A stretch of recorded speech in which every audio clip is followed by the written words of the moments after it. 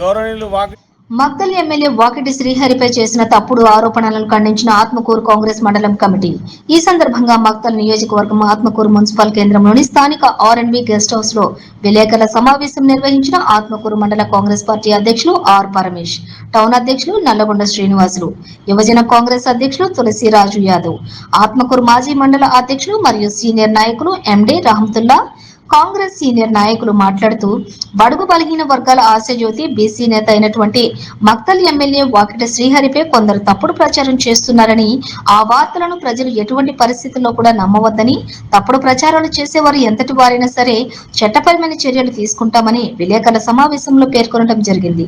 ఈ కార్యక్రమంలో కాంగ్రెస్ సీనియర్ నాయకులు గణేష్ ముదిరాజ్, ఈర్లదిండి శ్రీనివాసులు, గడ్డం శ్రీనివాస్ యాదవ్, అక్షర స్కూల్ నాగేశ్వర్, రమేష్ యాదవ్, నాగరాజు గౌడ్, వెంకట్, నరసింహారావు, నాగేశ్వర్ రెడ్డి, పిన్నంచెర్ల మాజీ సర్పంచ్ వెంకటేష్, మూలమల్ల ప్రతాప్ రెడ్డి, మణివర్ధన్ రెడ్డి, డబ్బా శ్రీనివాసులు, మెకానిక్ షంషీర్, కాంగ్రెస్ నాయకులు తదితరులు కార్యక్రమంలో పాల్గొన్నారు. గౌరవనీయులు వాకిటి శ్రీహరన్న గారిపై వాట్సాప్లో కొంతమంది పనిగట్టుకొని అసత్య ప్రచారాలు చేస్తూ ఎమ్మెల్యే గారే వాట్సాప్ చేశారు, ఈ రెడ్డి వ్యవస్థని వ్యతిరేకించారు అని వాట్సాప్ గ్రూప్లో రావడం నిజంగా ఇది దుర్మార్గమైన చర్య. ఇలాంటి మా ప్రియతమ నాయకుడు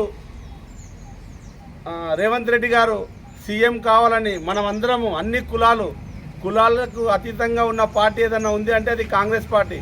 కుల మతానికి అతీతంగా రేవంత్ రెడ్డి గారు సీఎం కావాలనే ఒక దృఢమైన సంకల్పం అందరం కష్టపడి రేవంత్ రెడ్డి గారిని సీఎం చేసుకున్నాం. అంత మహా నాయకుడిని శ్రీహరన్న గారు ఏదో వాట్సాప్లో కొంతమంది చేసిన దానికి శ్రీహరన్న గారే ఈ మెసేజ్ పెట్టారని చెప్పడం ఇది చాలా చిల్లర రాజకీయము. ప్రతిపక్ష పార్టీలకు ఏ ఆస్కారం లేక ఇలాంటి అసత్య ప్రచారాలు చేస్తున్నారు. దీన్ని తీవ్రంగా ఖండిస్తున్నాము. ఎవరో అది పెట్టింది రేపో ఎల్లుడో తెలిసిపోతుంది. మాకు అవసరం లేదండి. దయచేసి ఏమైనా ఉంటే రాజకీయంగా మీరు అడ్డుకోండి, కానీ ఇలా చిల్లర రాజకీయాలు చేస్తూ మీ ఎమ్మెల్యే గారే ఇట్లా వాట్సాప్ పెట్టి నాడడం ఇది క్షమించరాని నేరము.